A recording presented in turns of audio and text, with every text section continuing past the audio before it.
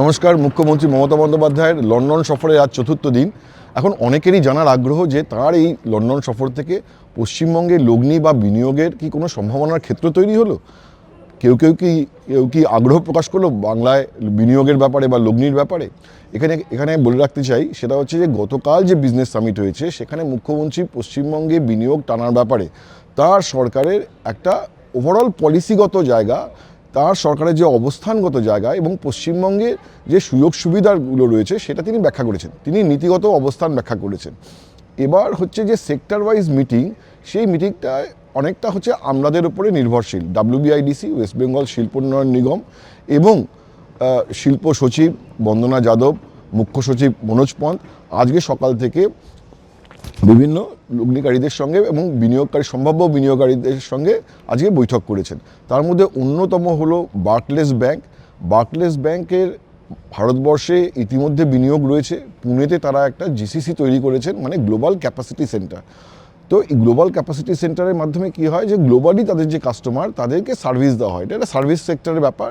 তো পশ্চিমবঙ্গে বার্কলেস ব্যাংকের একটা GCC স্থাপন করার ব্যাপারে আজকে মিটিংয়ে আলোচনা হয়েছে সকালবেলা। সেই বৈঠকে আমাদের রাজ্যের তরফ থেকে ছিলেন মুখ্য সচিব মনোজ পন্থ এবং শিল্প সচিব বন্দনা যাদব।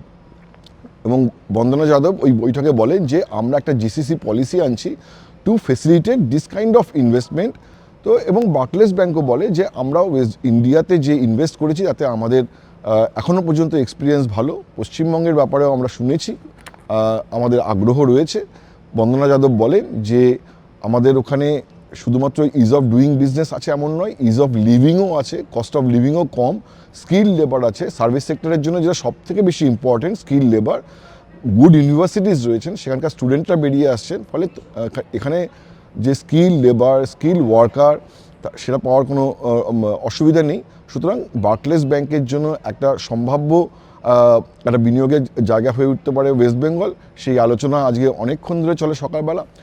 নেক্সট যে ইম্পর্টেন্ট মিটিং হয়েছে সেই মিটিংটার মধ্যে রয়েছে যে স্কটিশ লাইফ সায়েন্স অ্যাসোসিয়েশন, তারা হচ্ছে যে হেলথ কেয়ার প্রোডাক্ট, মেডিসিন এগুলো উৎপাদন করেন, সেই ব্যাপারে আজকে পশ্চিমবঙ্গের সঙ্গে ডেলিগেশন লেভেলের একটা মিটিং হয়েছে। সেখানে ওয়েস্ট বেঙ্গল ইন্ডাস্ট্রিয়াল ডেভেলপমেন্ট কর্পোরেশনের অফিসাররাও ছিলেন।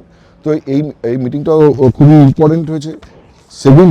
থার্ড হচ্ছে গ্র্যাভিটি সিটির সঙ্গে যে মিটিং হয়েছে সেটা ভেরি ইম্পর্টেন্ট। তার কারণ হচ্ছে যে গ্র্যাভিটি সিটি মেনলি যে এনার্জি সেক্টরে এনার্জি স্টোরেজের জন্য কাজ করেন।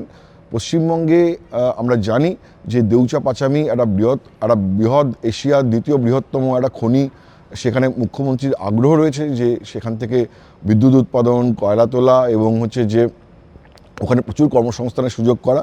তো গ্র্যাভিটি সিটির সাথে মিটিংটা আজকে এই কারণেই খুবই সিগনিফিকেন্ট।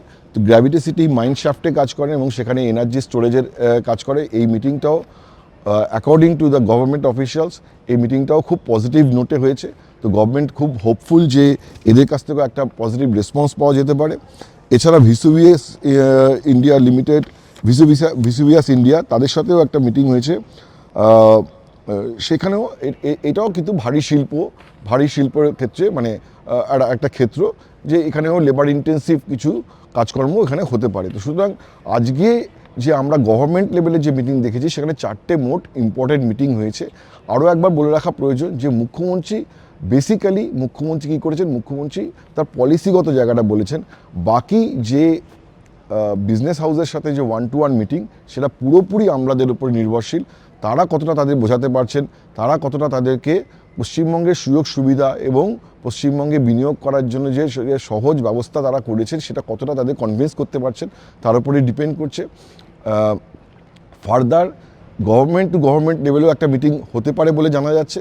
আর এরপরে রয়েছে মুখ্যমন্ত্রীর আগামীকালের অক্সফোর্ড সফর, এবং সেই সফর নিয়ে ইতিমধ্যে বাংলায় তো বটেই, এখানেও আলোচনা চলছে। যতদূর জানতে পারা যাচ্ছে যে কেলগ কলেজে তার যে বক্তৃতা কালকে উনি দেবেন সেখানে যে টিকিটের ব্যবস্থা করা হয়েছিল, টিকিট আর নেই, টিকিট ফুল, সব বিক্রি হয়ে গেছে। কেউ বলছেন যে ওখানে যে ছাত্ররা রয়েছেন তাদের মধ্যে কেউ হয়তো আরজি করের প্রসঙ্গ মুখ্যমন্ত্রীর সামনে তুলতে পারেন।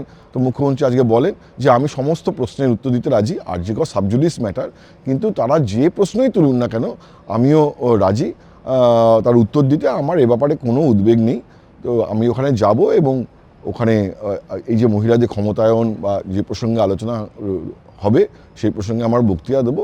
যার যা ইচ্ছা গণতান্ত্রিক ব্যবস্থায় যে যা ইচ্ছা প্রশ্ন তুলতেই পারে, তার জবাব আমি দেব।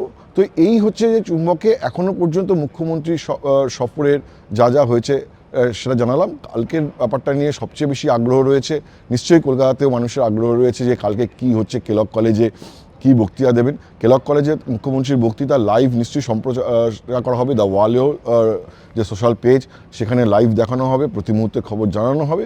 এছাড়া তার বাইরে যদি কিছু থাকে, তার বাইরে যদি কোনো বৈঠক হয়, তার বাইরে যদি কোনো কিছু আলোচনা হয়, সেটা নিয়েও আমরা আসবো। আজ এ পর্যন্তই। নমস্কার, ধন্যবাদ।